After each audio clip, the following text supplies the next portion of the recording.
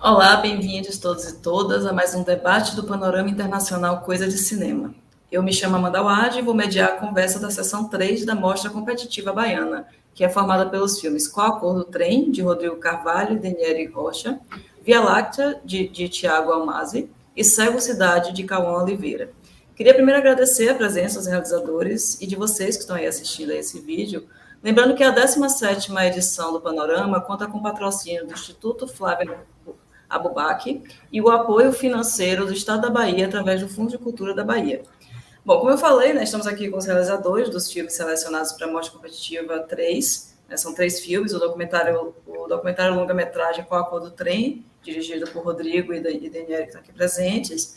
Os curtas Cego Cidade, que é um documentário do Cauã Oliveira, e Via Láctea, que é a ficção do Tiago Almazi.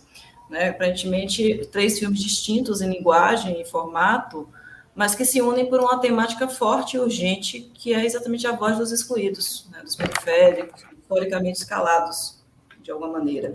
Então, eu queria começar primeiro parabenizando vocês pela seleção no festival, e também fazer essa primeira rodada de apresentação para dar voz a vocês, já que essa é exatamente a principal temática, né, da nossa roda hoje. Buscando que vocês falem um pouco sobre o filme, sobre vocês também, como vocês preferirem, se apresentando, porque essa sessão online a gente nunca sabe como é que o público vai chegar aqui, né? Na presencial, normalmente, o panorama, a gente tinha o debate logo após a sessão, e aí ficava mais fácil, as pessoas estavam com o filme fresco, assistir, e aí não precisava apresentar, né, literalmente os filmes, nem muito menos se preocupar com spoilers. Mas aqui, apesar da gente recomendar que o hábito continue, né, que as pessoas que estejam online possam assistir a sessão dessa forma, né, o longa, os 2 curtas e o longa, e depois vir para o debate, uma vez na internet, está na internet, então todo mundo bem-vindo. Então, eu queria só que vocês já fossem poder dar essa apresentação inicial para contextualizar para todos. Podemos começar com a Daniele. Boa tarde a todos. Então, me chamo Daniele Rocha. Eu dirigi juntamente com o Rodrigo, né, o documentário longa-metragem Qual a Cor do Trem. Atualmente eu estou cursando o bacharelado interdisciplinar em arte com a área de concentração em cinema. Faço parte de vários projetos assim, independentes.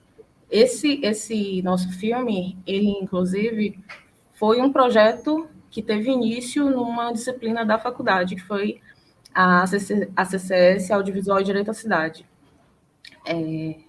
A ideia é mais apresentação, né, da gente, ou já quer que a gente fale um pouco do filme? Pode falar um pouquinho do filme, da ideia do filme. Tá bom. Então, a gente formou a equipe a partir do interesse pela localidade específica, né? Tanto eu, quanto o Rodrigo, quanto as meninas Tainá, Jéssica, que não estão aqui presentes, né, mas fizeram parte com a gente desse projeto, construímos a equipe a partir desse interesse, né, pela região do subúrbio. E a gente investigou, de alguma maneira, quais problemáticas que estavam acontecendo, né, no bairro, e tinha justamente essa questão do trem, que seria desativado, e com essa desativação para ser substituído pela nova modalidade, que será né, o monotrilho, várias famílias teriam sua vida prejudicada, né? Sobretudo com a remoção das casas para a instauração desse projeto do monotrilho. Então, a gente teve a ideia, que tem uma escolinha também lá que os professores da gente, Gabriela Gaia, que é Marcos Carvalho, Gabriela Gaia e Marcelo Costa, já tinham um projeto com a CCS lá nessa região do subúrbio, mais especificamente no bairro de Escada, numa escolinha comunitária. E aí, a partir né, desse contato que a gente teve com a escolinha, que é uma escolinha que dá, vamos dizer assim, um ambiente para as crianças não estarem nas ruas, assim, né, tipo, terem um tempo oposto ao horário de estudo, preenchido por atividades como aulas de violão, aula de mídias, karatê. E aí, esse projeto vinculado com a UFBA tem essa ideia, né, de da gente dar prosseguimento ao trabalho da escolinha em parceria. E aí a ideia né, da CCS era justamente trazer aulas de mídias, que foi o que a gente ficou responsável. E a partir dessas aulas, essas oficinas que a gente foi fazendo lá, a gente teve essa ideia de utilizar como produto final dessas oficinas um trabalho que desse visibilidade a essas pessoas né, do subúrbio com o conflito principal que estava acontecendo naquele momento, que foi em 2019, que era a parada do trem, a remoção das casas, enfim. E aí, o Rodrigo vai complementar mais coisas, né, para não falar também tudo que a gente foi dando início. E é basicamente isso. Obrigada, Daniele. Rodrigo, então, por favor, complemente. Olá a todos. Me chamo Rodrigo Carvalho, né? Atuo em projetos de audiovisual também, e também sou da UFBA, e a gente estudou junto, né, nesse componente que é a CCS, a Audiovisual Direito à Cidade. Complementando o que o Dani começou, né, teve um aspecto também que nos unia enquanto equipe, né, que foi o desejo de trabalhar com crianças, né?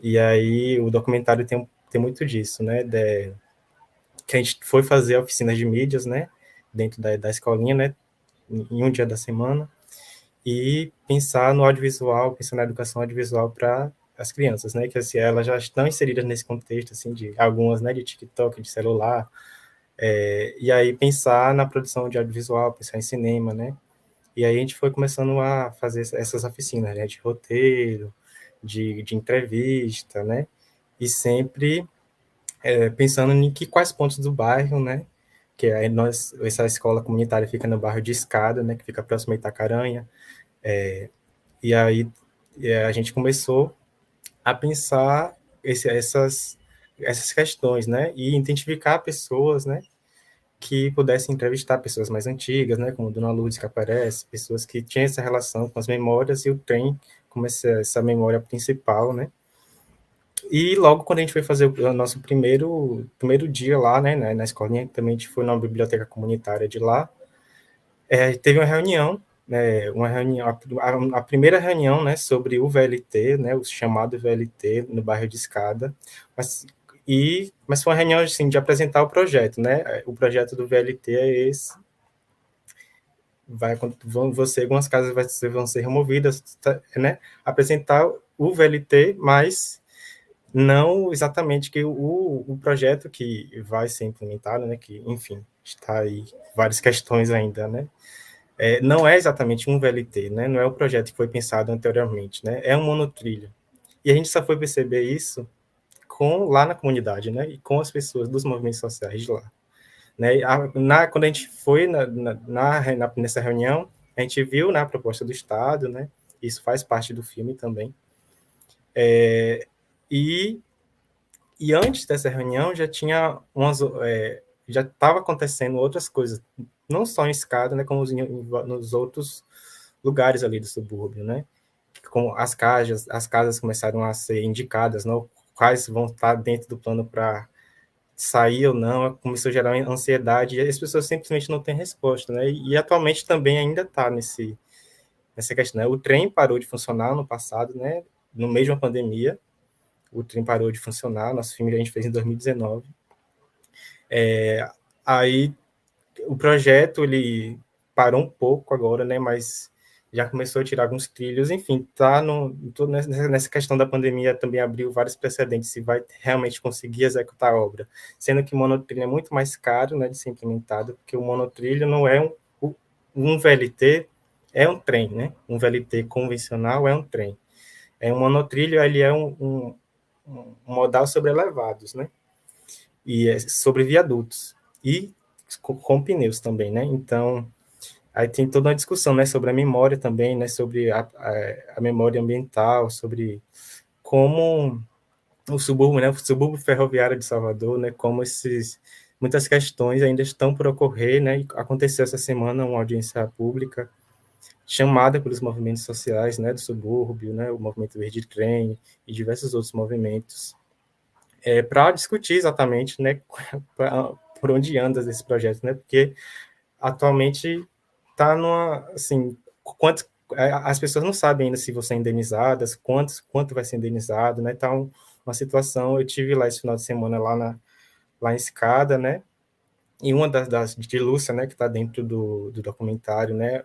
Uma das personagens, assim, que a gente cria uma relação muito forte, que a gente que é uma das pessoas do documentário, né, que vai ter sua casa removida, né, que ela tem uma casa e um barzinho também, que é onde ela tira o ganha-pão, né, com os produtos de pesca, né, e já começou a ser afetada quando o trem parou, né, que colocou aquelas barreiras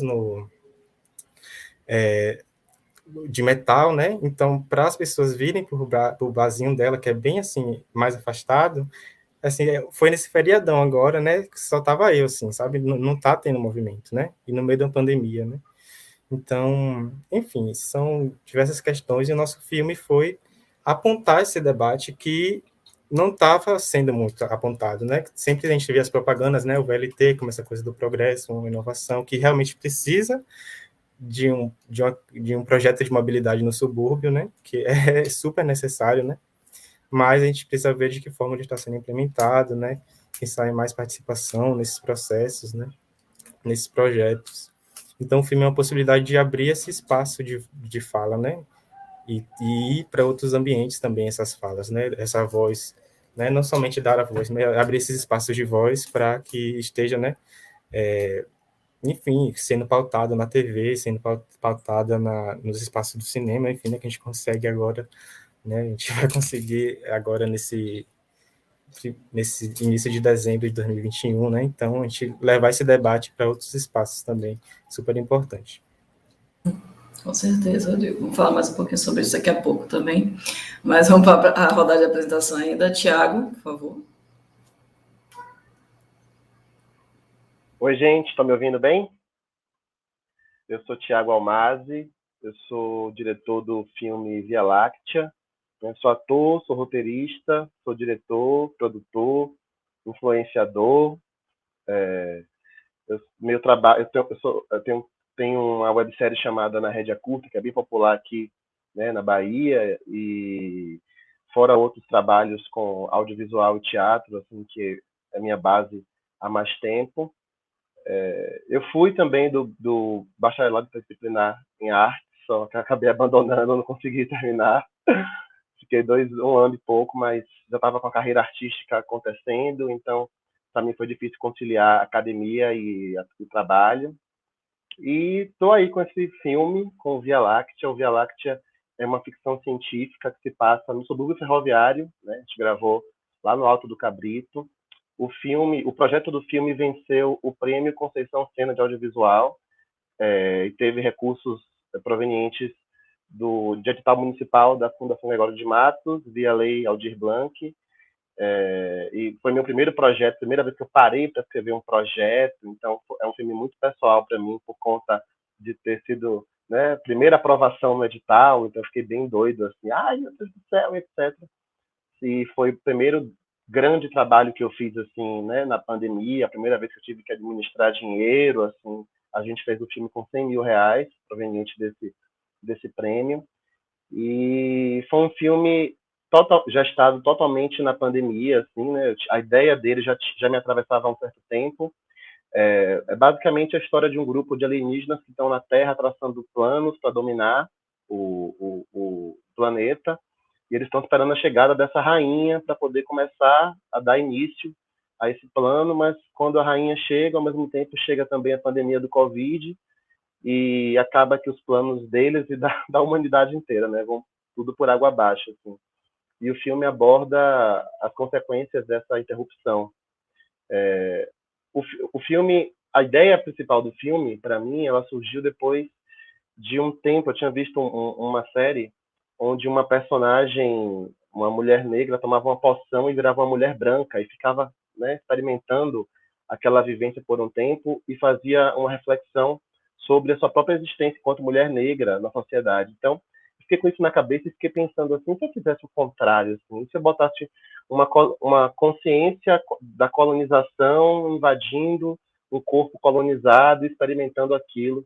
Então, esse foi mais ou menos o mote do filme para mim, assim, colocar esses seres elevados, que são esses alienígenas, que se hospedam no corpo dessas pessoas, né? Então, uma mulher preta, um policial militar, um mendigo, e começam a ser atravessados por aquelas particularidades que eles encontram naquelas subjetividades. Assim.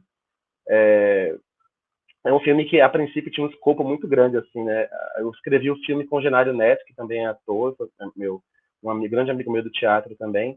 Eu escrevi o filme com ele e a boa parte da equipe do filme vem lá de Cachoeira, né? Então, a fotografia do filme foi feita por Tacli, Poli e Augusto, que já tem uma carreira junto com a Rosa Filmes, né? Então, teve toda essa parceria entre juntar a ideia daqui, profissionais daqui com profissionais de lá, e construir um trabalho conjunto, e foi uma parceria que deu super certo.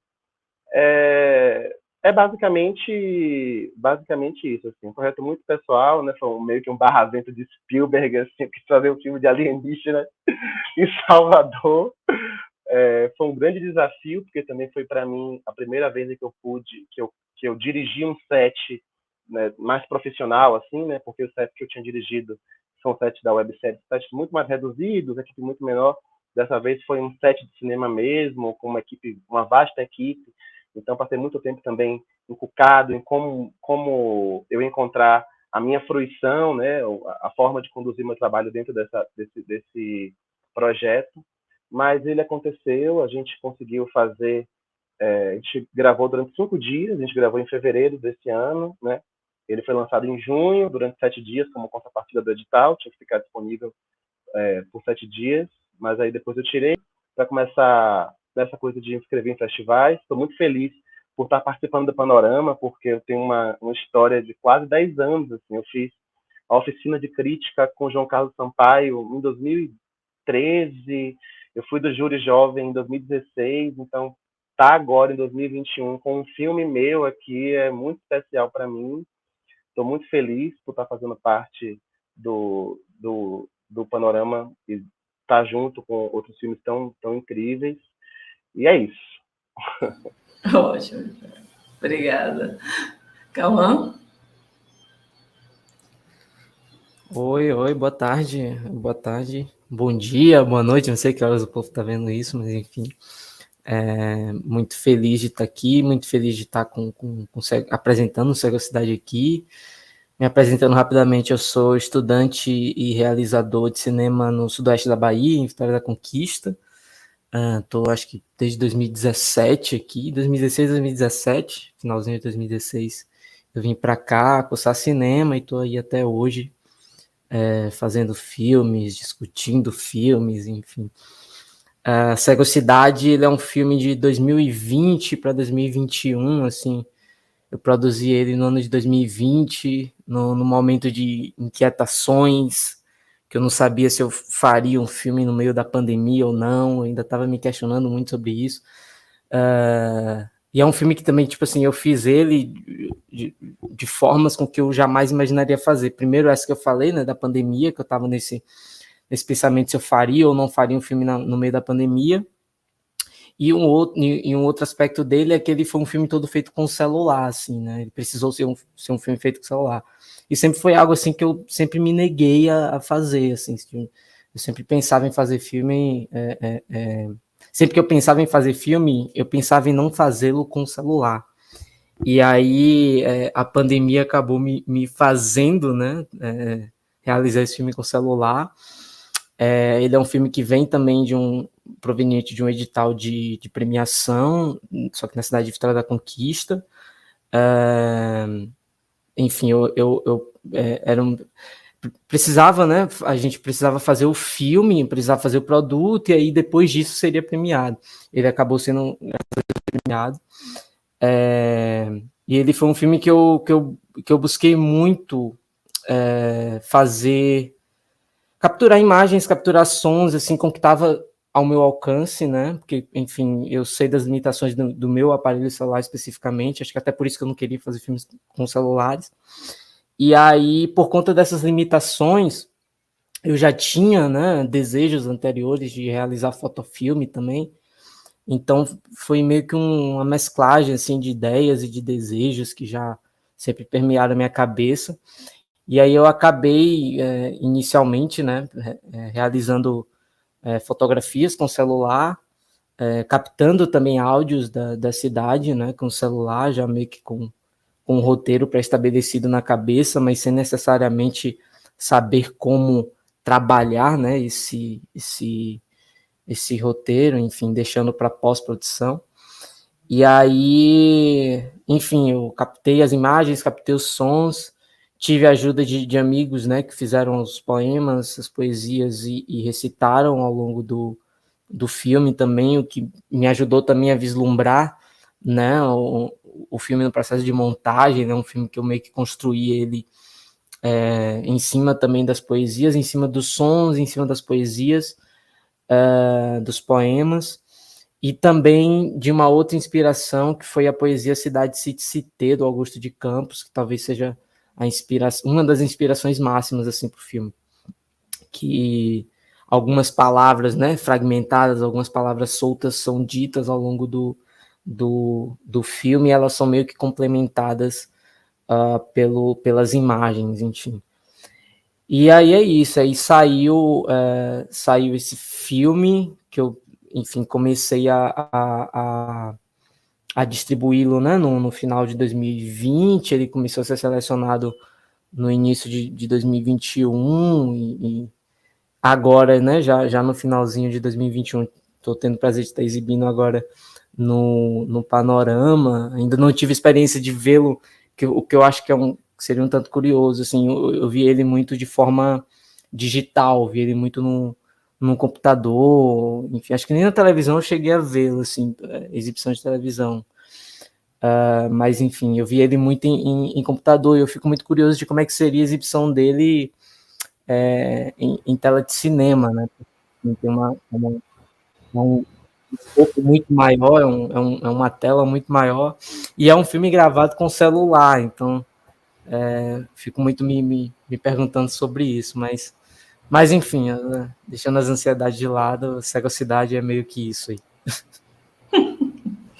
É ansiedade mesmo, mas o bom é que pelo menos, não sei se você vai poder vir em Salvador, mas como o Panorama vai ser híbrido, né? Então algumas pessoas vão ver nessa tela do Glauber. Vamos ver como é que vai ser. Obrigada, Carol. Então vamos continuando, como eu falei, da Rodrigo e Daniele, sobre a questão da voz, né? Que vocês já falaram um pouco sobre essa escola, sobre essa proposta, de como foi que começou, né, o projeto, e esse olhar para o subúrbio ferroviário, estou me confundindo. E uma coisa interessante, que assim, tem uma corrente, né, de documentários que fala cada vez mais nessa defesa de não fazer um filme sobre, mas fazer um filme com.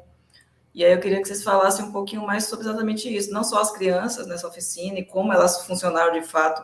Eu acho bem legal o caminho que elas vão fazendo o tempo todo com os desenhos, né? Nos créditos tem os desenhos ilustrando bem aquela história que a gente viu, mas a própria comunidade, né? Vocês já falaram, o Rodrigo falou aí que você continua em contato e que as pessoas ajudaram também nessa condução.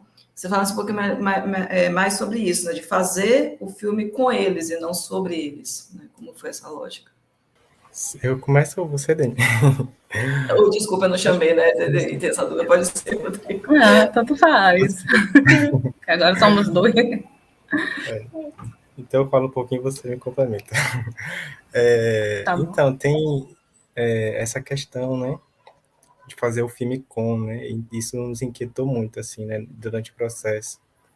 E que a gente começou a ver esse filme, né, no processo mesmo, né, como esse filme que ele foi construído via oficinas, né, então, e essa oficina também estava sendo para a gente, enquanto estudante de cinema, né, que a gente tinha participado, né, das aulas de oficinas, né, de saber como mexe, né, uma câmera, saber como mexe um equipamento, mas ao passo que a gente dava oficina para os meninos, né, de celular, de como pensar em roteiro, tal, a gente também estava fazendo a oficina da gente, botando a prática do que a gente estava ali aprendendo, né, dentro do próprio curso de cinema audiovisual na UFBA. Então, foi muito isso, né, esse filme processo, esse filme de aprendizagem, né, e que esse contato com a comunidade foi algo, né, que é fundante, né, assim, da gente pensar a própria construção, né, o tempo que a gente do filme, sei lá, o filme ser um pouco desse tempo que a gente passou lá em contato próximo, né, de 2, 3 meses, né, o que representa esse contato, né, o que o filme pode ser a partir desse contato que a gente teve, né, e de como a gente também foi se envolvendo com as outras coisas que estavam acontecendo, né, e assim, algo que o pessoal mesmo demanda, assim, né, a Eliana e Preta, né, que são as diretoras da escolinha, falou assim, ó, vai ter um evento da escola, da biblioteca comunitária aqui, vamos com a gente, bora, vocês vão fazer isso, vão fazer aquilo, vocês podem filmar? Disse, não, bora, a gente vai, não sei o que, sabe? Nesse dia que teve a primeira reunião, né, do VLT lá, né, a gente foi para a reunião da biblioteca, né, e então já começou a já pensar nessa ocupação literária, que é uma das coisas que aconteceu, e a gente tá dentro do filme, né, a ocupação literária, que foi um evento, assim, né, que primeiro a gente ficou, será que isso vai entrar ou não vai entrar no filme? Porque é uma temática diferente, né, mas mostra justamente esse contato, né, e essa relação que foi criando durante esse processo, né, então, e como a gente também foi se colocando, né, enquanto eu fui performer, assim, né, dentro da ocupação literária, né, eu e uma amiga minha, chamei ela para a gente fazer uma performance no final, enfim, a gente foi se envolvendo e resultou nisso, né, nessa proposta. Dani, quer falar mais alguma coisa? Então, é bem isso que o Rodrigo falou, né? Eu acho que foi um processo de troca muito grande, assim, sabe? Eu acho que as discussões que a gente teve na pré-produção, assim, né, nos debates, nas discussões, até em sala de aula mesmo, a gente tinha uma preocupação de não chegar lá com um olhar na pegada colonizadora. Acho que tem um áudio vazando. É que eu estava ouvindo um som de carro aqui. Mas então, assim, a gente tinha essa preocupação de não chegar com um olhar colonizador, sabe? Da gente estar chegando num território que a gente não vive, né? Que cada um Rodrigo é de Serrinha, Cachoeira, Serrinha, essa menina é nômade. E assim, a gente estava chegando, apesar de eu ter uma relação de afeto muito grande com o subúrbio, né? Por eu ter vivido algumas coisas assim na minha juventude lá, apesar de eu não ter morado lá, eu vivi muitas coisas lá, eu tinha esse carinho para essa região, mas eu não moro lá. Então, como é que a gente pensaria numa abordagem de não chegar como a Amanda falou, né? Tipo, de falar, não chegar lá com essa coisa de falar sobre o lugar, mas fazer com que as pessoas que são de lá falem, né? Coloquem o olhar que elas têm sobre aquela localidade. E é isso, né? Eu acho que a gente chegou com essa proposta das oficinas também, mas eu acho que o que a gente traz de aprendizado, né, com todo o processo, com tudo que eles disseram, no caso Lúcia, Lourdes, João e Gilson, né, que foram as pessoas, os nossos atores sociais, digamos assim, tudo que eles trouxeram para a gente, eu acho que foi muito rico, sabe? Da gente conhecer, enfim, eu achei assim um dos projetos que eu participei mais potentes, sabe? Até falando assim de maneira pessoal. E assim, até lembrando, né, que a gente acabou esquecendo de falar que o filme ele foi premiado com né? A gente esqueceu de falar isso, com a premiação de exibição da Lei Aldir Blanc no ano de 2020, que foi justamente o ano que pararam as atividades do trem, que essa parada estava prevista para o final de 2019. E aí adiaram, e aí foi justamente no pior momento, que foi quando a pandemia se instaurou aqui no Brasil, né, em Salvador, Brasil, onde essas pessoas, né, que necessitavam do trem para fazer transporte de peixes, entre outras coisas, tiveram esse baque, né, além da pandemia, tiveram esse baque de não ter mais a possibilidade da utilização do trem e ter que se virar, né, além de não poderem se locomoverem com as pessoas, né, os pescadores, tal, que trabalham naquela região mesmo, ali na costa, na região da costa, as pessoas que iam para o trabalho no comércio, enfim, né? Aí tiveram que pagar muito mais, porque o trem estava 1,50, se eu não me engano. Era 1,50? Era Você que 50 tem a memória... centavos. Era 50 50 centavos, centavos. desculpa, é isso mesmo. 50 centavos, e aí ter essa mudança, né, de pagar R$4,40 pelo transporte do ônibus. Enfim, é isso aí.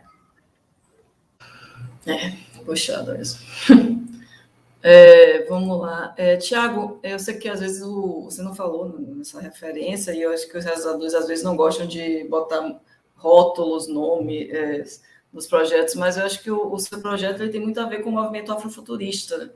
Eu acho que o Via Láctea ele é uma ficção científica que fala da lógica, né, do negro, então acho que tem isso. Eu quero saber se você tem esse flerta com isso, né, com o afrofuturismo, que é um movimento que tem crescido aos poucos no Brasil, né? A gente vê desde de Ardilei, com Branco Sai Preto Frica, algumas movimentações de curtas, somente mais longas, a gente não vê tantas, como a gente já vê em outros lugares.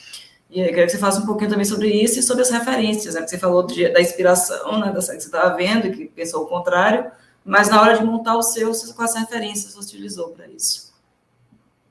Assim, eu acho que a primeira referência para esse filme foi o Sob a Pele, do Jonathan Glazer, que é um filme de 2013, que é, para mim, uma obra-prima, né? Fora alguns filmes mais clássicos, como Invasores de Corpos, Contato, que são filmes... o Contato é mais recente, Invasores de Corpos é um filme mais antigo, né? Porque eu acho que, de certa forma, o filme ele pode ser categorizado como afrofuturista. É porque eu acho esquisito o realizador falar, não, o meu filme é afrofuturista. Mas eu acho que a própria ressignificação, né, de corpos pretos no audiovisual, né, você poder confabular possibilidades de representação, eu acho que já encaixa a obra como uma obra afrofuturista, assim, porque era uma coisa que me incomodava muito também, assim, a ideia de que certos corpos, certas localidades, certos recortes, eles são desprovidos de subjetividade. Então a gente tem no filme uma mulher preta que, né, não fica muito explícito, mas ela teve uma relação conturbada com o pai da criança, ela tem essa filha, etc. E quando ela recebe essa entidade, que é essa consciência alienígena que se hospeda nela, mas é quase como se houvesse um lado mãe nas duas consciências. E é essa convergência que faz com que ela tome uma decisão importante, né, no final do filme. Assim. Então, eu discordo dessa coisa de que, né, a empregada doméstica, o gari, ou, né, qualquer pessoa, qualquer profissão subvalorizada dentro do mercado, né, atual, ela seja desprovida de subjetividade, ela seja desprovida da capacidade da gente construir coisas, de dar mais camadas, porque eu acho que todo corpo ele carrega camadas, ele carrega vivências. Então, o Via Láctea, ele era meio que uma alegoria, assim, a princípio, para mim, sobre isso, né? Então, tem um policial militar, tem um mendigo, tem um médico, e tem essa mulher preta, e tem uma criança que observa tudo isso, e tem a amiga da mãe também, que, né, são as duas figuras humanas que estranham o comportamento né, dos possuídos. Então, para mim, era muito importante deixar claro que a gente tivesse esses corpos com narrativas que carregassem símbolos diversos, assim, e o lance do policial mesmo foi uma coisa que a gente pensou muito, assim, seria interessante ter um policial militar, né? Mostrar um policial militar talvez um pouco fora dessa lógica da violência, ou talvez corroído por essa lógica da violência, assim, porque o filme ele também ele não bate o martelo sobre qual caminho cada personagem daquele segue, nem como aquela subjetividade foi afetada de fato, assim. Mas ele traz símbolos, né? Ele traz imagens que mostram esse atravessamento, essa afetação. E, enfim, foi muito, muito curioso o processo também do filme, porque como ele foi todo remoto, até a edição dele foi remota. Assim, eu tive que, depois que eu recebi o primeiro corte, né, eu tive que sugerir, eu meio que fui coordenando a edição a partir do primeiro corte remotamente, assim. Então, eu assisti Via Láctea, sem exagero, acho que umas 65 vezes, assim, porque toda hora eu tinha que reassistir do começo para ver alguma coisa e, né, pensar naquele sistema de imagens ali e tá em comunicação com os meninos da edição e da finalização. Então, foi muito curioso, porque do roteiro aprovado para o roteiro filmado, já muita coisa mudou. Do roteiro filmado das imagens captadas para as imagens finais também já tudo mudou, muita coisa caiu, muita coisa teve que entrar. Mas, voltando ao lance do afrofuturismo, assim, Amanda, eu acho que a gente se preocupou muito também com o lance da trilha sonora do filme. Então, a trilha sonora do filme, a gente foi muito nesse lance de buscar referências baianas, referências afrodiaspóricas, e ainda assim fazer uma referência ao próprio cinema de gênero, a ficção científica. Então, eu fui lá em ET, eu fui em contatos imediatos de terceiro grau para ver como a trilha também ela tinha um elemento de quase narrativo também, né, para fazer a gente compreender cada estado de cada personagem, assim. E a trilha sonora do filme, do Via Láctea, é de Felipe Mimoso, que é um artista daqui de Salvador, que é simplesmente genial, assim. E foi um trabalho belíssimo. Eu não vejo a hora de poder assistir o filme na sala de cinema mesmo, assim, com ele, inclusive, com o Mimoso perto, porque eu tinha muita preocupação de que, como foi tudo muito corrido, né? Quando o Aldir Blanc saiu, que o dinheiro saiu, todo mundo estava fazendo alguma coisa. Então, estava todo mundo trabalhando ao mesmo tempo, assim. Então, a gente tinha o prazo para gravar era muito apertado, a gente tinha um prazo para editar também muito apertado. E, né, quando eu recebi o primeiro corte do filme, eu fiquei, ai meu Deus do céu, será que chegamos no filme, gente? Como é que é?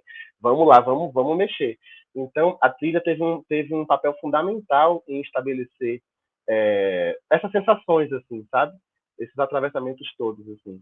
Então, eu acho que o Via Láctea, ele pode, sim, ser categorizado como um filme afrofuturista.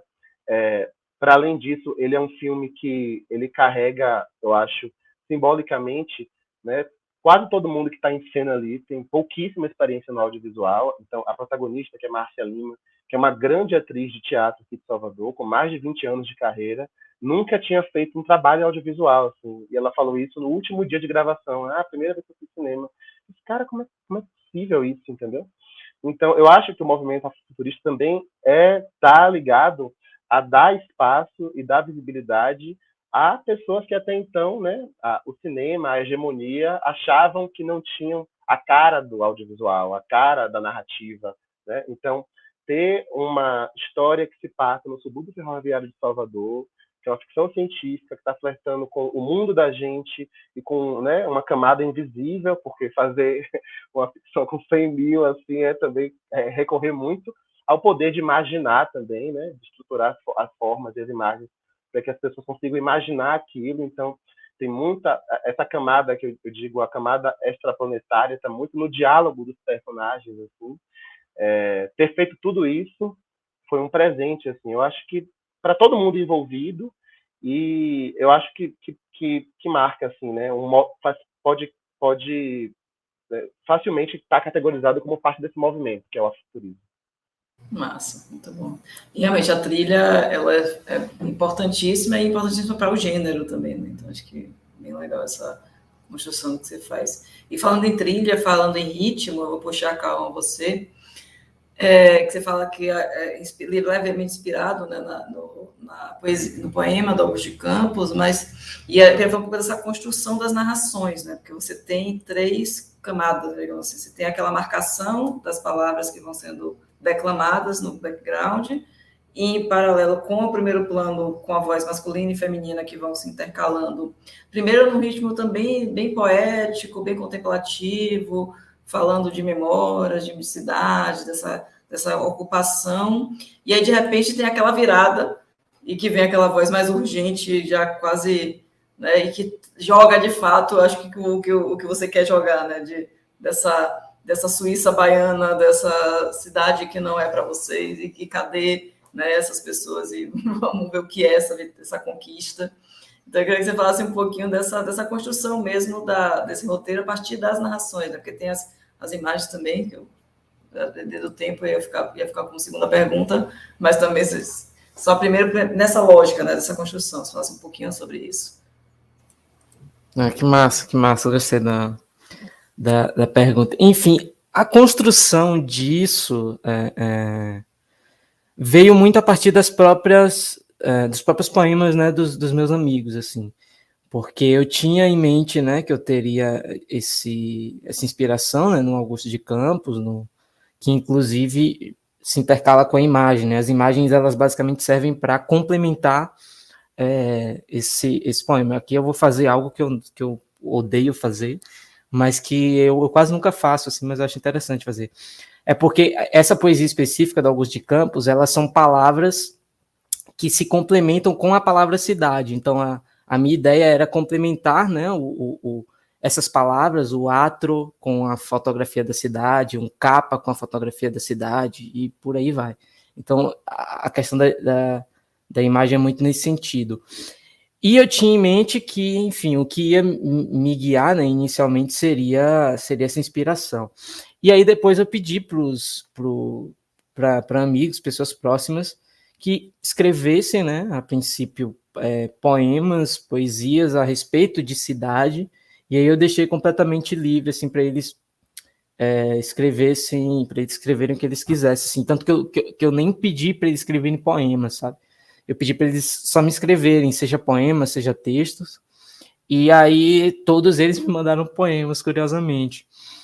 E no processo de montagem, assim, do filme, né, que foi surgindo meio que essa linha narrativa, assim, porque eram 8, 7 poemas soltos, né, sem ter uma sala de roteiro, sem ter um direcionamento, né, com eles. E eu recebi esse material, né?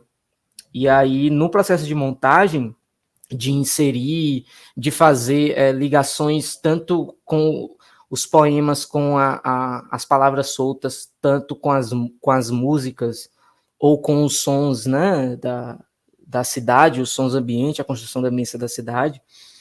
E aí, depois disso, depois de ver o material, um primeiro corte, né, digamos assim, do filme, aí eu fui percebendo que esses poemas, eles tinham algumas coisas em comuns, e aí eu tentei meio que ligar isso, né?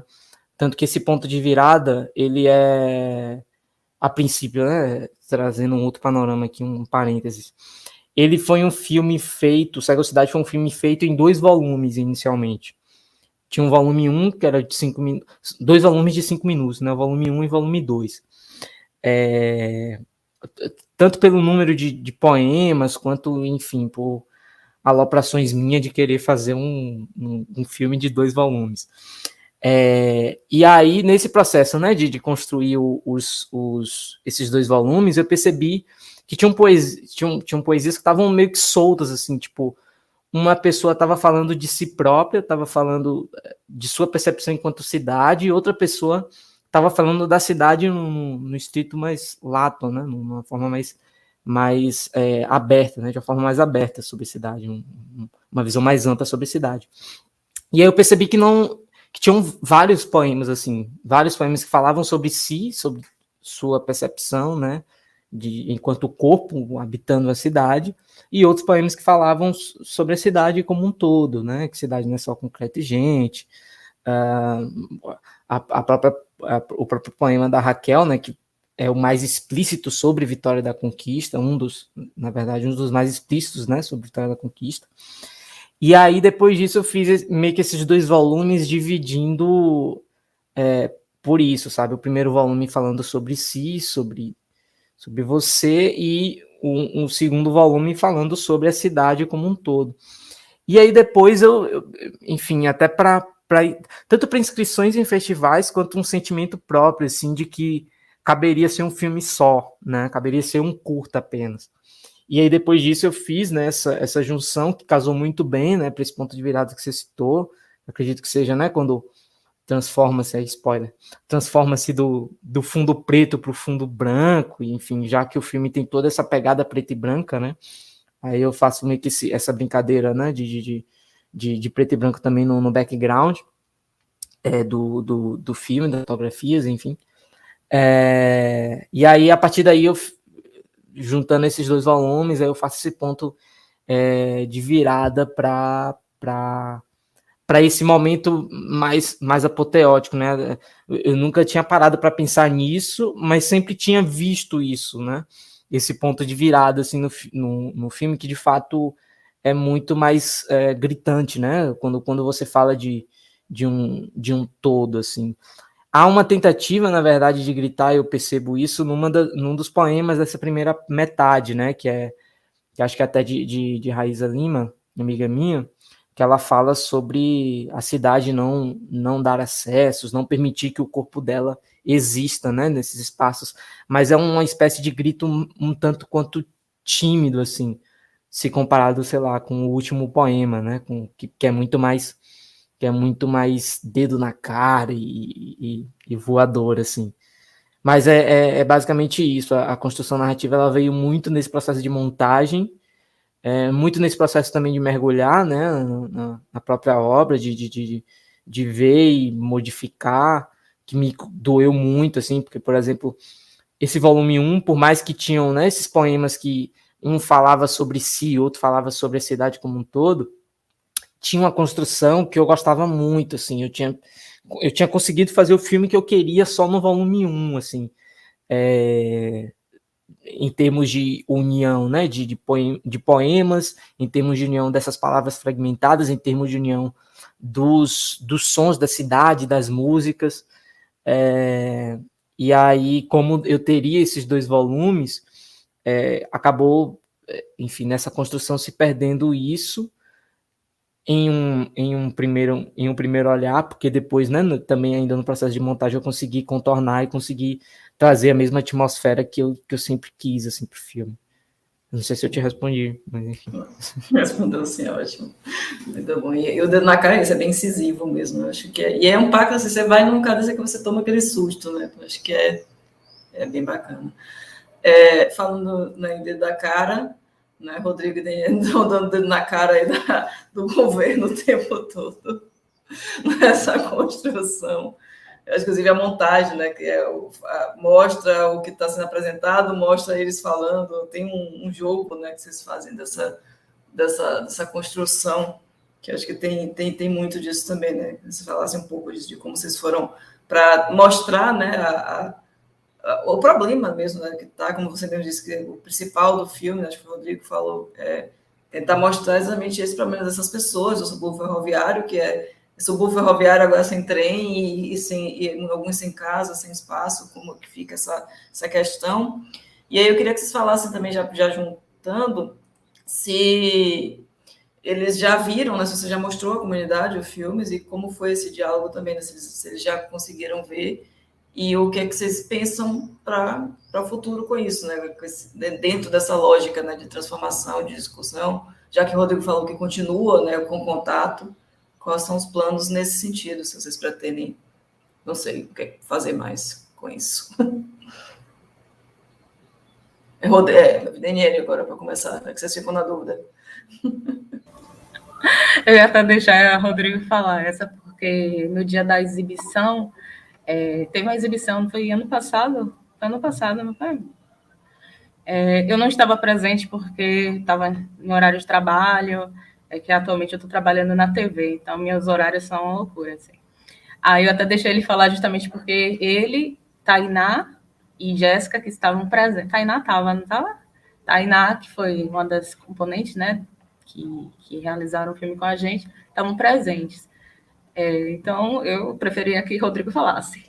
Não, tudo bem. Mas é que você fala dessa outra questão, né, de como vocês foram conduzindo e tal, mas tudo bem. Eu só chamei porque da outra vez vocês ficaram na dúvida. Aí eu puxar o contrário, já que ele começou outra vez, mas tudo bem. É à vontade. Mas a gente vai se complementando. A gente fez o filme, né, a parte de execução mesmo em 2019, né, de outubro, para no finalzinho de setembro, outubro até novembro, né? Novembro, início de dezembro. E com esse desafio, né? Era uma matéria, um semestre, né? São 4 meses. A gente, a gente começou fazendo filme e viu que a gente começou a se envolver, começou a pensar várias coisas, né? E surgiu muito material bruto. A gente, não, isso aqui vai ter que virar um longa-metragem, a gente vai ter que botar a mão na massa para entregar, pelo menos no final da disciplina, um primeiro corte, né? Então a gente foi, sabe? Nossa, esse processo, né? De conseguir entregar um início, meio e fim, né? Algo assim, já para o componente, né? Já para já ter um primeiro produto.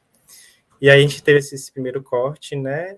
E aí a gente foi depois, né, a gente começou a apresentar, e depois de 2019 a gente se juntou ainda, né, no início do ano para finalizar, para ter outros ajustes, né, para botar outras imagens, né, que a gente não tinha colocado, e a gente foi apresentar esse primeiro, né, esse primeiro finalizado assim para lá na escolinha, né? Aí a gente chamou os meninos, né?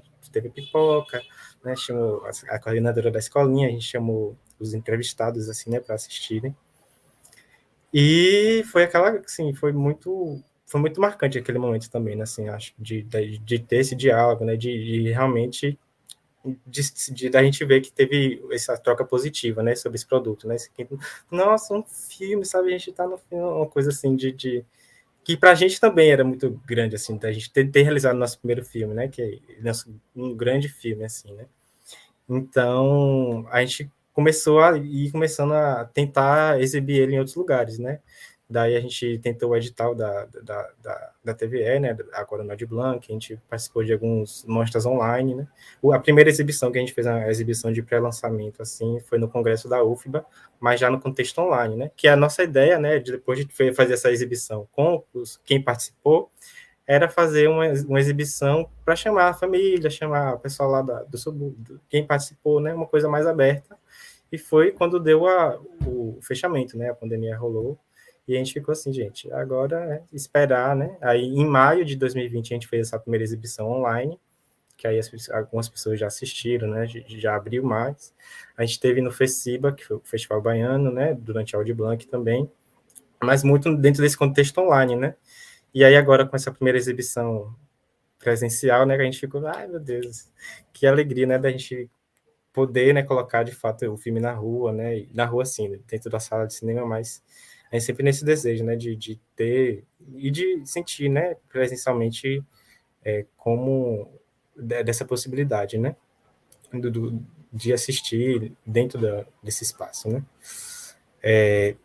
E sobre o que a gente pensa, assim, para o futuro, né, que, assim, essa questão do VLT monotrilho não está fechada, assim, né, não está, tá longe de estar, na verdade, né, e da gente ir tentando em outros espaços também, né, a gente está com a exibição para acontecer na TVE também, só que ainda não está programada, a gente não recebeu ainda o feedback de quando, né, mas acho que na TVE vai ser um ponto de exibição bem bacana, né, porque na internet muitas pessoas, né, e isso foi algo que no próprio que a gente sempre mandava, né, os links, a gente está com exibição em tal lugar, só que acho que na TVE tem uma distribuição muito importante, assim, né, e acho que vai ser, a gente está querendo que aconteça, né, o quanto antes essa exibição.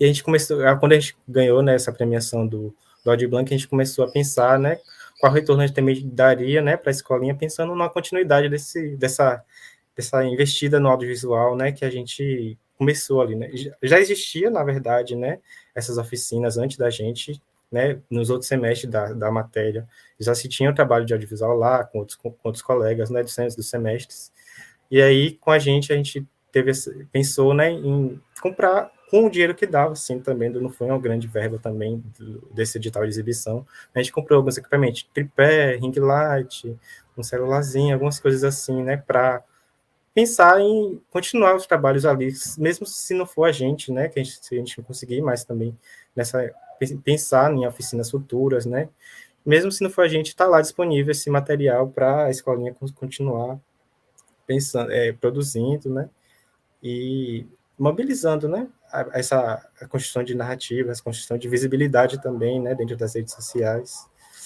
E é um trabalho, assim, também que dá na pandemia, né, conversando, né, que eu tive lá esse final de semana lá em Escada, né, conversando com a diretora, ela falou assim, né, com a pandemia a gente está bem, assim, balançado, né, até de coisas básicas, assim, né, da escolinha mesmo, né, e tá vindo menos alunos, né, tudo isso, então acho que pode dar um gás, assim, né, e se tiver alguns meninos que se engajarem, né, e for divulgando, que eles vivem, assim, de doação, né, para fazer girar, né, as coisas, os projetos deles, né, então é bastante importante, né, que a gente consiga amplificar, de algum modo. Daniele? Completa? Tá, então eu vou falar aqui um pouquinho da sua pergunta em relação, né, a esse contraponto da fala do governo, né, ali que a gente coloca naquela reunião, naquela assembleia, com a comunidade, né. Isso, muita coisa, na verdade, que foi surgindo no filme foi desse nosso contato, né, com o bairro. Como o Rodrigo falou, né, a gente estava numa biblioteca comunitária que tem lá próximo, e dessa reunião, dessa conversa com o pessoal da biblioteca, que a gente estava combinando essa intervenção, né, essa performance, que aconteceu bem mais para frente, só que aí, nesse mesmo dia, teria a reunião. De lá, a gente foi para a reunião. E muito que aconteceu lá é aquela coisa, né, do documentário, que a gente não está programando o que vai ser dito e tal. Mas foi a partir dessa reunião do VLT que a gente conseguiu o contato de duas pessoas que falaram, né, duas das pessoas que são moradores de lá, que seria Lúcia e João Brito. A gente pegou contato deles, né, porque eles também se mostraram, acho que teve isso também, né, eles se mostraram bem preocupados, né, revoltados, enfim. E aí a gente achou que seria interessante, né, a gente convidar justamente ele, perguntar se eles teriam interesse, explicou qual era a ideia do projeto. E eu acho que foi um pouco dessa descoberta, né, da gente dar a oportunidade, não que a gente dá a oportunidade, mas assim, né, a gente, com o filme, ter esse momento deles colocarem o lado deles. Porque estava ali o governo dizendo que ia ser assim, as salas de determinada forma, maquiando bastante, né? Como é que seria esse projeto, tentando lubridiar aquelas pessoas que estavam ali, que o projeto... E muita gente assim, acaba acreditando, né? Porque eles apresentam o projeto como uma grande melhoria, mas eles não apresentam o lado que vai prejudicar a comunidade. Aí foi isso, a gente conheceu Lúcia e João Brito nesse momento, pegamos o contato, né, Jéssica, que estava na pré-produção, como produção, né, da equipe, pegou o contato, a gente ligou, marcou, foi lá, e aí, nessa conversa que a gente teve com eles colocaram o lado deles, né, e aí, isso foi, eu acho que foi um dos grandes pontos do documentário, justamente isso, né, essa conversa, assim, um debate que é possibilitado pela montagem, né? Tipo, um lado fala, o outro fala, e colocar os dois lados, né? E eu acho que o momento que a comunidade tem voz é justamente nesse contraponto também, de ter o lado da defesa, de ter o lado de expor o quanto que eles vão estar prejudicados, o quanto que não é visto. E falando agora um pouco, né, dessa trajetória que o filme está fazendo, a gente até brinca que na pandemia o filme viu mais gente do que a gente, porque ele passou, né, pelo Congresso, foi tudo basicamente quando, né, começou todo esse caos aí que a gente está vivendo.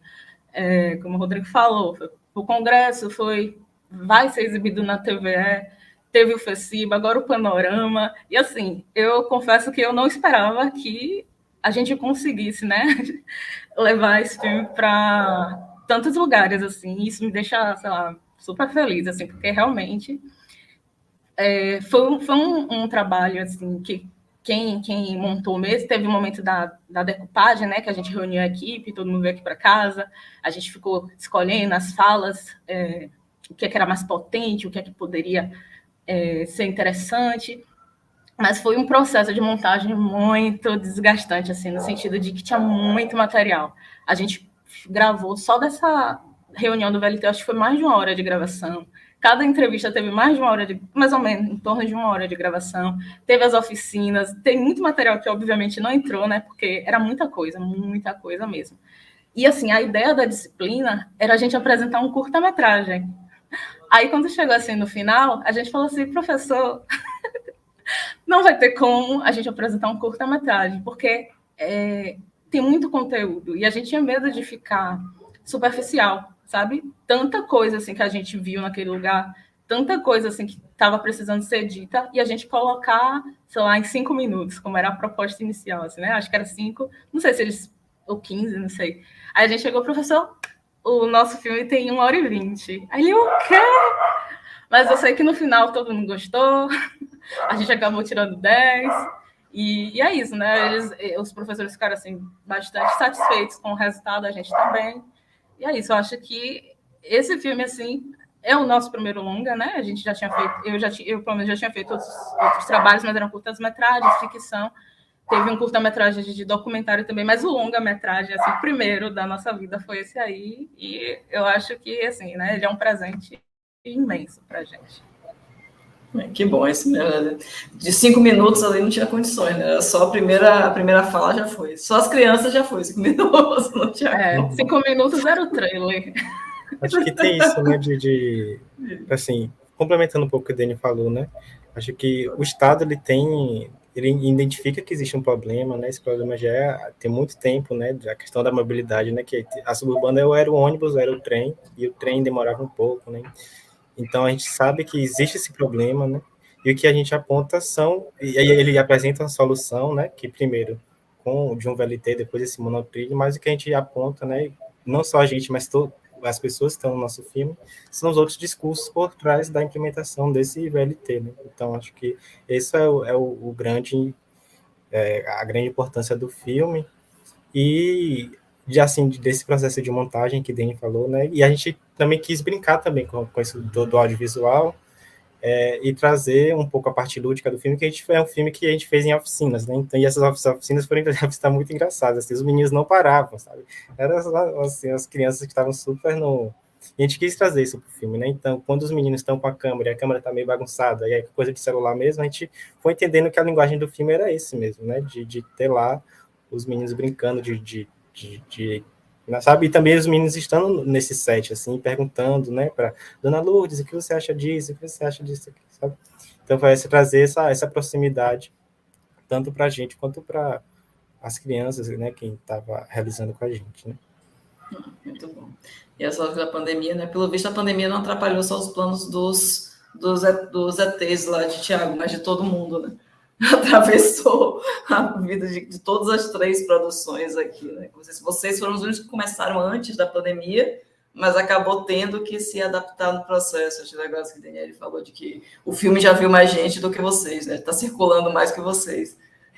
Isso que bom que está circulando também, acho que isso é importante.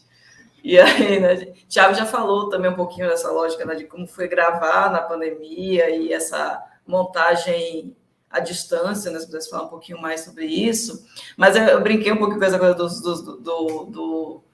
do planos dos alienígenas, dos extraterrestres, né, que é uma coisa também que é uma coisa que o filme tem, né, ele traz esse humor, essa coisa meio lúdica, que tem no seu trabalho também, né, você é conhecido mais pelo humor, mas com humor que também sempre traz uma questão social, uma crítica, e eu acho que o Via Láctea, ele extrapola um pouco mais isso, tem momentos muito tensos, né, como você falou, dessa lógica da função e da pessoa, aquele do policial, aquele momento do policial que ele fala, me perdoe, e ele age com violência, é uma cena muito forte.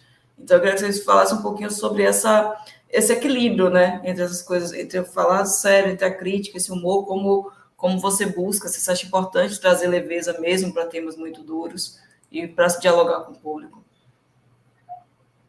Eu acho que muita gente subestima, né, assim, a capacidade do público de entender, por exemplo, o humor, né, e até o próprio humor, assim.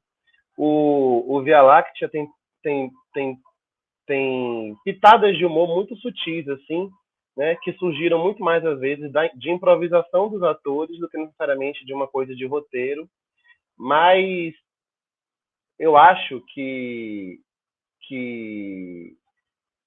a ideia, né, principal era de realmente a gente estabelecer que aqueles personagens, eles carregavam violência, né? Essas violências, elas constituem muitas vezes as existências de corpos, né? Fora do padrão, corpos não normativos, né? Pessoas pretas, pessoas trans, pessoas queers, mulheres, assim, né? Tudo que não é homem, branco, cis, hétero, vai sofrer ali algum tipo de interferência em sua existência. Então, a gente ficava brincando assim, né? Que eu queria muito isso. Eu falava muito para a equipe assim, gente, eu quero imagens lindas assim. Alguém pode chegar no final do filme e dizer, não entendi nada, mas as imagens vão estar lindas. E a gente se preocupava, né? E eu dizia muito para Genário, assim, para Márcia, só conversem, assim. Então, eles estão tomando cerveja e conversando sobre a nave mãe, assim, sabe? Com um copo de cerveja, trocando ideia. Sabe, e por que não? Assim, eu ficava muito, mas por que não? Por que tem que ir para uma base? Por que tem que ir para um lugar? Por que não sei o quê? E eu, mais cedo, né, eu estava falando sobre as referências, eu esqueci de citar uma, que é o filme Abrigo Nuclear, do Roberto Pires, que é uma ficção científica, assim, classicona, anos 80, inclusive com a Conceição Sena, que dá nome ao prêmio que o filme venceu, assim, que é muito isso, é uma ficção que foi feita meio que com baixo orçamento, eles pegam somente uma faixa de litoral ali, que eu acho que é Estela Maris, e construíram um cenáriozinho que é a base, né, da humanidade, depois do colapso que a humanidade viveu. E é tudo uma imaginação, ali você vai confabulando a partir das provocações de um ou outro, das referências individuais também de cada ator e também das referências de cada espectador, né? Então, tem um termo no filme que é terraformação, né? Os alienígenas estão se juntando para fazer a terraformação do planeta. É um termo muito do universo da ficção científica, então é um termo que só quem já teve algum tipo de contato vai conhecer. Mas a gente lança, assim, entendeu? E muita gente, às vezes, vai pegar pela grafia da palavra terraformação, formar terra, né? Pega o prefixo e vai juntando e cria a narrativa.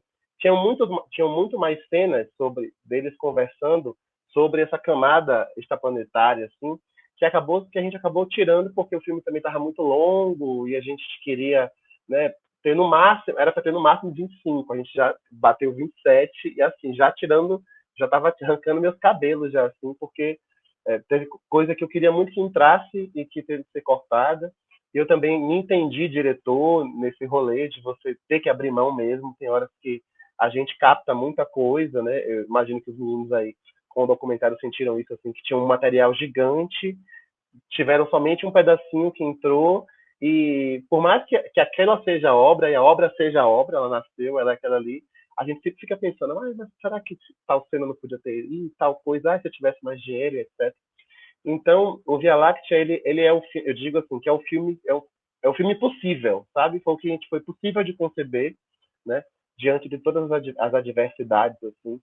Foi o primeiro contato de muita gente da equipe com, assim, um retorno à normalidade, né? A gente está vivendo um set de cinema no meio da pandemia, então a gente gravou em fevereiro, que foi, tipo, a gente gravou 15 dias antes de vir a segunda onda, que fechou tudo de novo, assim, né?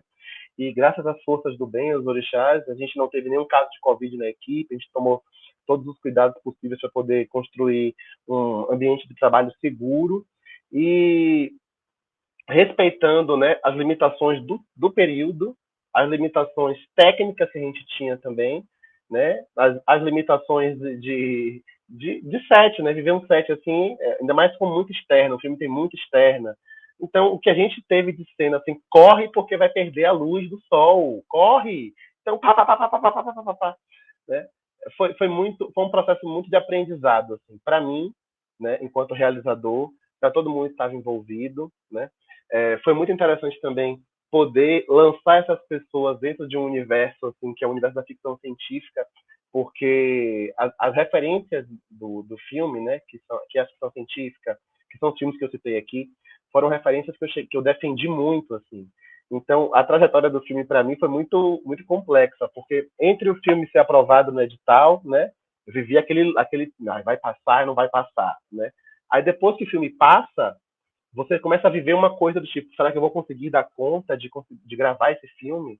E está muito ligado ao fato também, né, do meu corpo ser um corpo que também habita esse lugar fora da zona padrão, né, de não ter tido acesso a essas coisas com facilidade, a uma câmera, a uma grana para financiar um filme, a uma equipe, a um aparato para poder realizar um filme.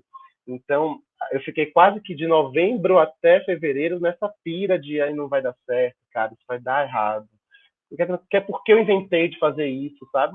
E eu não esqueço que, assim, quando a gente rodou o primeiro plano do filme, juro a vocês, quando a gente rodou o primeiro plano do filme, que eu fiz corta, eu senti um peso embora, assim, sabe, das costas. Eu fiz, gente, era só isso, então.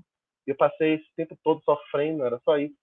E aí eu era, inclusive, a figura que chegava no set, assim, com um domínio, porque eu realmente me preparei muito para esse momento não, mas a linguagem é aqui, vamos botar a câmera assim, não quero câmera na mão, então eu tentei um mínimo de câmera na mão, que é uma coisa que, para mim, enquanto linguagem, tem que ser muito bem defendida, que senão para mim vira uma confusão. Aí era tudo muito, teve pouquíssimo momento de câmera na mão, e era muito pegar, né, a amplitude dos planos, profundidade, pegar o Alto do Cabrito ali, então tem uma cena que pega o pôr do sol, assim, que é muito bonita, porque é um lugar, o Alto do Cabrito é muito bonito, a vista que tem de lá. O subúrbio ferroviário mesmo, a faixa litorânea dali é muito bonita.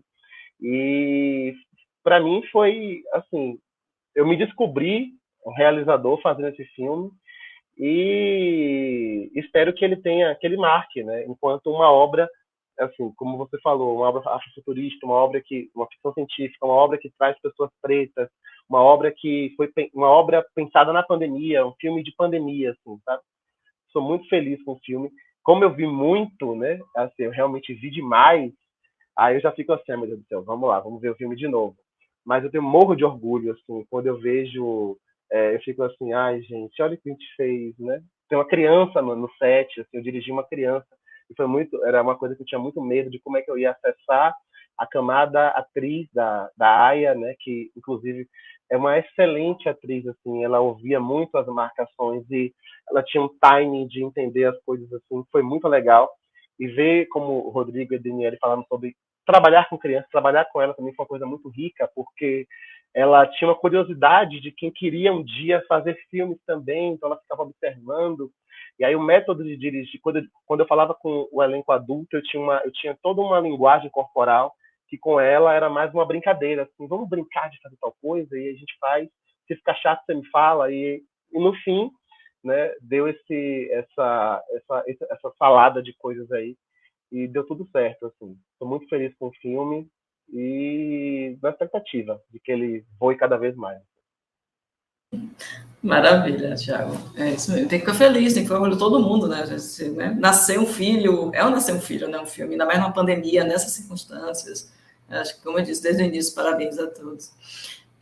Cauã, falando, inclusive, de imagens, né? Você disse que brigou muito para não ser celular, um filme de celular, e você optou por essas imagens estáticas, que tem uma linguagem também, né? Tem filmes feitos também com fotos, e com essa construção, até porque o cinema de alguma forma é foto, né? Vem da foto, né? São fotos são 24 quadros por segundo, construindo essa ilusão de imagem.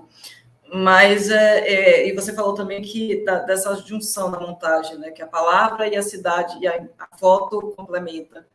E eu percebi, além da questão do preto e branco e dessa dinâmica, né? Tem a questão da pandemia, mas a maioria das fotos que você escolhe para ir compondo são fotos da cidade vazia, né? Sem pessoas habitando.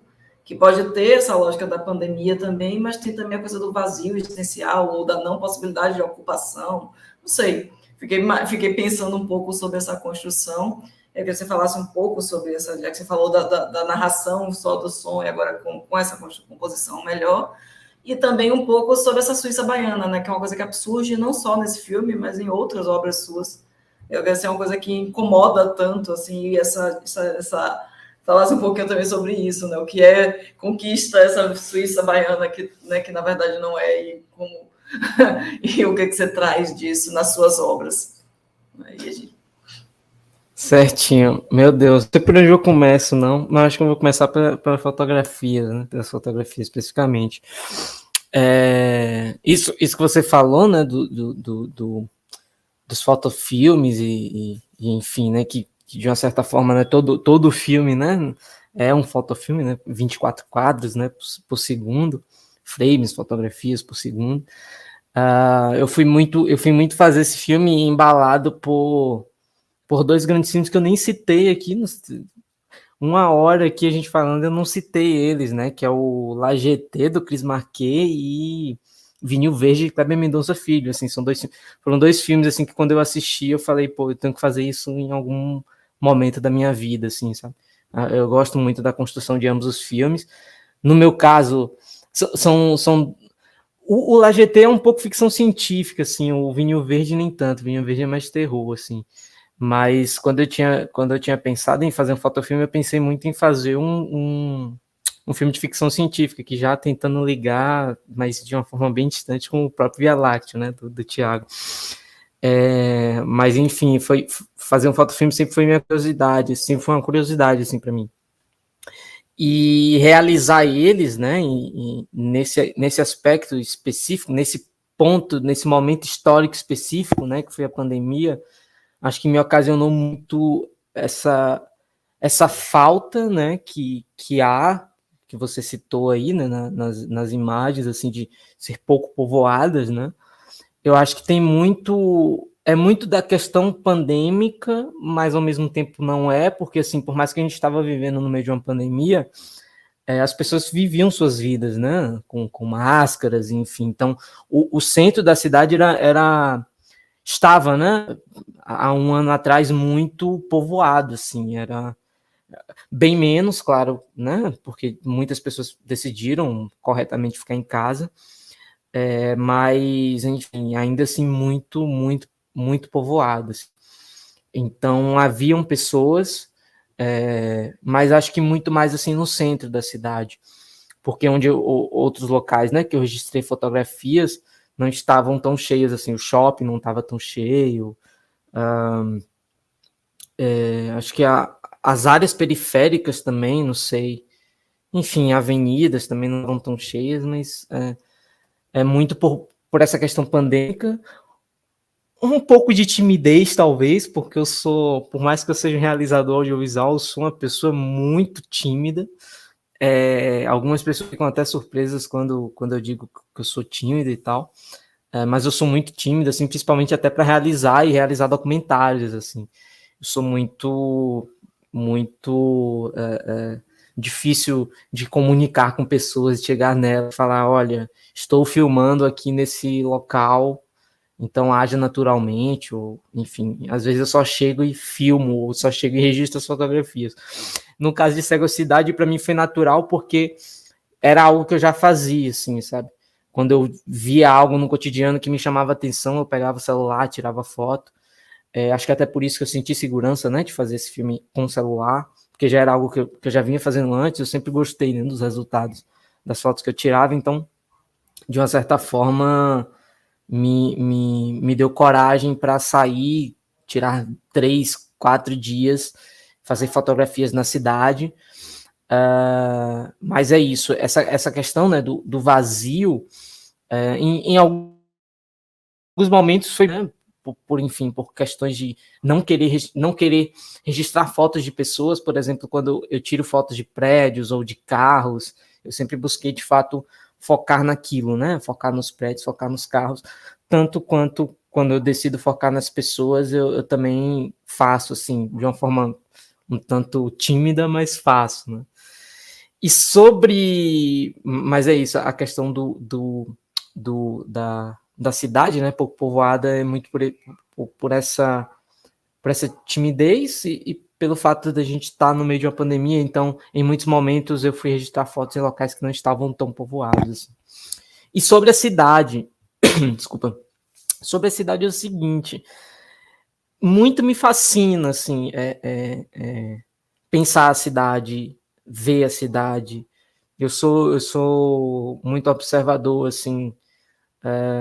Eu lembro que antes da pandemia até, quando eu andava de ônibus e tudo mais, eu sempre preferi estar na janela para ficar encostado, com a cabeça encostada na janela, tal qual aqueles filmes em que tocam uma música dramática no fundo, sabe? mas não de uma forma dramática, e sim de uma forma com que eu observasse aquilo que estava lá fora, sabe? Com que eu observasse o cotidiano mesmo, assim.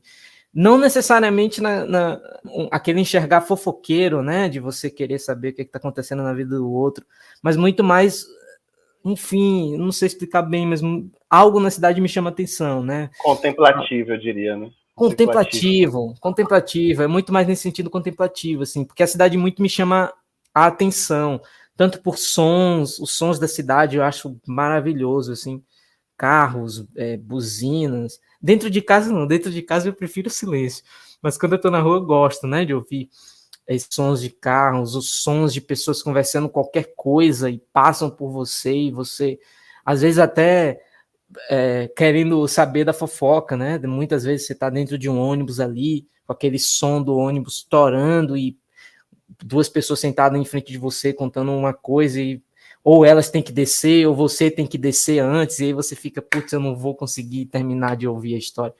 Então, sempre me chamou muita atenção. E Vitória da Conquista me chama muita, desde sempre, assim, desde quando eu vim para cá pela primeira vez, me chamou muita atenção. É uma cidade, assim, não sei, eu não sei explicar, né? Eu não sei explicar a Vitória da Conquista, mas eu sei que tem algo nela, assim, que sempre me provocou. O fato dela se autoproclamar Suíça baiana, eu acho que já tem aí, inclusive, você citou, tem um filme que é sobre isso, né, que tem esse título, né, Próxima Parada Suíça, que é justamente pensar, né, o porquê dessa cidade se chamar Suíça baiana, sabe, ou se autoproclamar, porque vislumbrar uma Europa no interior do interior, sabe, enfim, e como até as próprias pessoas, os próprios habitantes se enxergam, né, nesse local meio que deslocado, assim, da Bahia, uma cidade baiana, peronomútil, sabe? Então, acho que eu sinto muito disso aqui, e sempre me chamou muita atenção pensar ela, sabe? Eu acho que talvez eu faça os filmes também muito para pensar, talvez eu tenha muitas perguntas dentro de mim que eu tento respondê-las.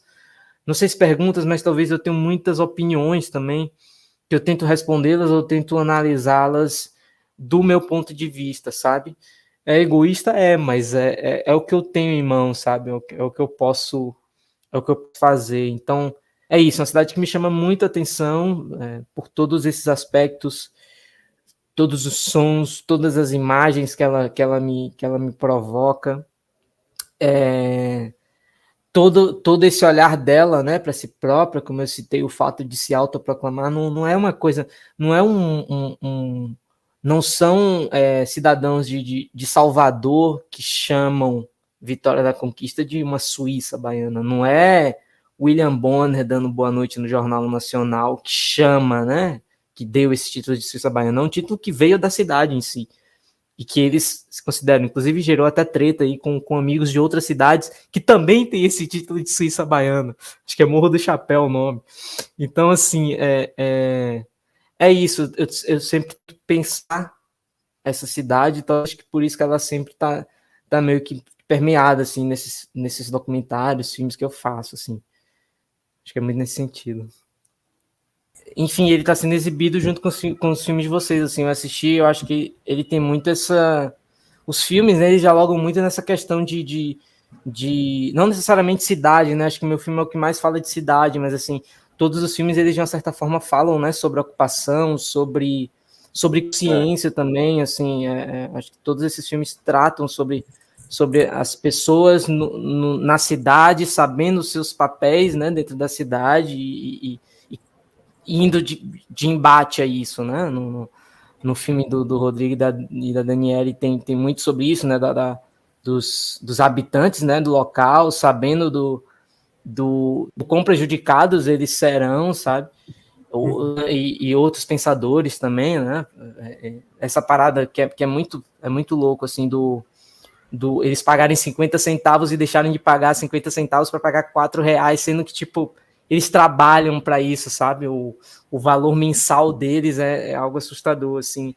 E o próprio filme do Tiago, né? Pô, extraterrestre habitando um corpo humano e corpo subvalorizado, sabe? A gente vê muitos filmes de ficção científica com cientistas brancos e aquela toda coisa tentando salvar a humanidade, e nesse caso específico são alienígenas invadindo corpos pretos em Salvador, em uma periferia, e esses corpos resistindo nesse espaço e no final das contas tendo essa consciência, né, coletiva de seus lugares.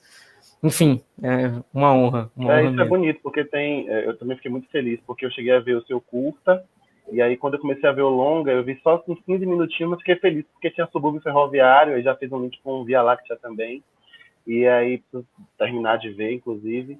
Mas, enfim, eu achei que a curadoria foi muito interessante, assim, por juntar essas 3 obras dentro de um mesmo recorte, que né, eu acho que tem uma que é ficção, tem um documentário, e o seu, Cauã, tem uma coisa meio que traz uma poesia para o olhar sobre a cidade também, que eu achei muito bonito. E é isso, a gente, né, tomando os meios de produção, fazendo aí o que a gente pode fazer. Eu estou realmente muito feliz, assim, pela seleção do filme no Panorama. Para mim é muito simbólico, assim. E bater esse papo com vocês aqui tornou a experiência mais enriquecedora, assim, porque eu acho que foi uma curadoria muito bem filtrada, assim. Tá muito legal. E eu gostei bastante, assim, do filme do Cauã, né, dessa coisa de ser me lembra um pouco um vídeo poema, e trazendo essa coisa do Augusto de Campos, né? Enfim, essas classificações a gente vai, é um filme, é um vídeo poema, né? Enfim, pode ser os dois e pode também ser outras coisas. E de como as imagens, né, em fragmentos, né? Existem esses fragmentos, assim, tem um ritmo, né? E que a palavra também tem essa coisa, né? A fala e o filme, né? Uma coisa meio concreta, assim, né, de trabalhar também esses espaços da fala, dos textos, e trazer isso para a linguagem do que a gente olha, assim, né, de começar no preto, depois ir para o branco, achei, assim, bem massa, assim. Uhum. E do Thiago também, assim, sensacional. Eu já conheci o trabalho do Thiago, assim, os outros trabalhos, né, na Rédea Curta, e eu trabalho na internet, né, e não sabia que você estava começando, né, a dirigir e fazer, assim, a ser fantástico, assim, também, o filme. Muito massa. Obrigado. Gente, eu vou falar também aqui rapidinho, porque eu sei que o tempo já ultrapassou bastante. Então, eu assisti aqui bem rápido, porque eu cheguei do trabalho, eu tinha 1 hora para tomar banho, me arrumar para poder vir e ainda tentar assistir, né? Eu assisti o de Thiago, assim, em velocidade, para conseguir dar tempo a assistir. Vou estar aqui aberto na aba para assistir com calma, mas eu consegui captar a ideia, achei incrível, incrível mesmo. Essa coisa, você se preocupou muito com essa coisa técnica, vocês arrasaram, a equipe inteira arrasou, porque a técnica, o roteiro tá tudo muito, muito cuidadoso, sabe? Eu achei muito bom mesmo. Tô falando rápido, porque já tô vendo aqui que o negócio tem que acabar. O de Cauã achei hipnótico, sabe aquela coisa que você vai assistindo assim no ritmo? Eu comecei a assistir no trabalho, me pararam para fazer outra coisa, eu consegui assistir aqui rapidinho. Eu achei muito legal também, acho que foi a ideia, né? Esse diálogo entre o seu filme em relação à cidade, com o nosso também, né? Do Quaco do Trem. Eu acho que foi ótimo. Estou feliz porque eu não ia conseguir participar se fosse terça-feira. Adiou para hoje, eu estou muito feliz de ter conseguido participar. Achei muito rico esse debate. Muito obrigada. Acho que os 3 trabalhos, né, são extremamente potentes, e é isso aí. Tomara que a gente consiga se encontrar, né, aí no festival presencial. Não sei se vai ser possível, mas tomara que sim. É isso, gente. Obrigada. Enfim, gente, foi um prazer estar aqui. Eu estou com muita expectativa também, assim como o Dineri falou, de poder ver os filmes no cinema, na tela lá do Glauber, né? A gente está na competitiva Baiana 3, se não me engano, esses 3 filmes. E esse debate aqui foi muito rico, porque eu sempre digo que o filme tem o que a gente quer, que a gente quer fazer com o filme, tem o que o filme se torna, né? E tem o que o filme as pessoas veem na nossa obra. Então, aqui já surgiram provocações sobre o Via Láctea, que nem eu mesmo tinha feito, assim, eu acho que vocês também devem ter sentido isso sobre os filmes de vocês. Agradecer também a Amanda, que conduziu aqui, que mediou o debate, mas que está com um probleminha técnico e caiu, mas não volta. Agradecer a toda a curadoria do Panorama, né, por ter escolhido nossos filmes, assim, para mim e para todo mundo aqui, tenho certeza que é uma honra. E eu espero que vocês assistam, que vocês curtam e que vocês também se sintam provocados em ver, né, ter assistido o debate e o que tiver de provocação, chegando a gente depois, pergunta que a gente pode também tirar eles. Boa noite a todos e até. Um beijo, gente. Veio pra mim aqui, nossa, tá. Eu tô feliz, assim, é meu primeiro filme no Panorama, assim, acho que, eu não sei se o Rodrigo e a Daniele já tiveram a oportunidade, acho que o Thiago é a primeira vez também, porque é o primeiro curta, né? Então é a primeira vez que eu tô no Panorama, tô muito, muito feliz, assim, muito contemplado, tanto por estar no Panorama, quanto por estar nessa sessão também, são filmes que dialogam, acho que muito bem, como eu já disse, e enfim, é uma felicidade grande, espero que vejam os filmes todos, espero que tenham visto os filmes todos, e espero que gostem, espero que tenham mais comentários a fazer também, como o Thiago falou, estamos aí nos Instas da vida, nos Facebook nem tanto, né, Facebook eu acho que o povo tá meio que abandonou, mas enfim, estamos sempre aí, obrigado a todos e é isso. Então, muito obrigado a todos que assistiram a gente, obrigado à curadoria também, né, e por ter feito essa seleção, né, espero a gente se encontrar na sessão e dizer que está muito feliz, né, por isso também é a nossa primeira vez aqui no Panorama, né, para mim, assim, não sei se Dani já teve um outro filme que circulou, mas para mim também, acho que é o nosso primeiro filme, e que bom que nosso primeiro filme foi nessa sessão que nós três estamos da primeira vez por aqui. E também pedir para quem está assistindo, também vocês ficarem atentos, né, às notícias, às coisas sobre o trem do subúrbio, que é um assunto que ainda não está fechado. O trem não, né, o trem, o monotrilho, o VLT, enfim, o nossa rede social, @Codutrem, e lá a gente às vezes posta algumas atualizações quando tem, assim. E tem outros projetos também do Observatório de Mobilidade Urbana em Salvador, alguns projetos ligados à UFBA também, que tratam dessa questão do VLT e monotrilho. Então, para a gente ficar atento, que é uma questão que ainda está em disputa, e tem o Movimento Verde Trem também, que está sempre tratando dessa questão e colocando para frente, assim, né?